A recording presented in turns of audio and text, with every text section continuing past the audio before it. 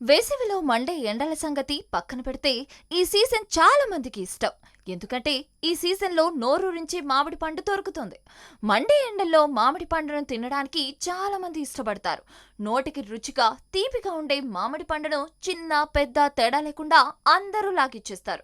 అందుకే మామిడి పండును పండ్లలో రారాజు అని పిలుస్తారు.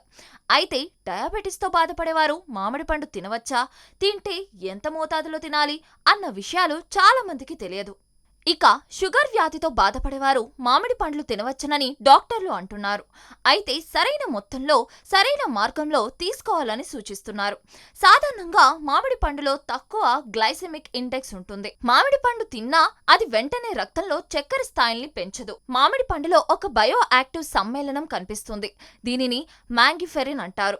ఇది రక్తంలో షుగర్ లెవెల్స్ నియంత్రించడంలో సహాయపడుతుంది. మామిడి పండులో గ్లైసెమిక్ ఇండెక్స్ 51. సాధారణంగా గ్లైసెమిక్ ఇండెక్స్ 50 కంటే తక్కువ ఉన్న ఫుడ్స్ ని డయాబెటీస్ పేషెంట్లు తినవచ్చు. అందుకే తక్కువ మోతాదులో డయాబెటీస్ ఉన్నవారు మామిడి పండ్లు తినవచ్చట. ఇక మధుమేహ రోగులు వారి ఆహారం క్యాలరీల్ని దృష్టిలో ఉంచుకొని మామిడి పండ్లను తీసుకోవాలని డాక్టర్లు చెబుతున్నారు. డయాబెటీస్ రోగులు రోజుకు 100 గ్రాముల మామిడి పండు తినవచ్చు. అయితే ఇంతకన్నా ఎక్కువ మోతాదులో మాత్రం తినకూడదని నిపుణులు చెబుతున్నారు.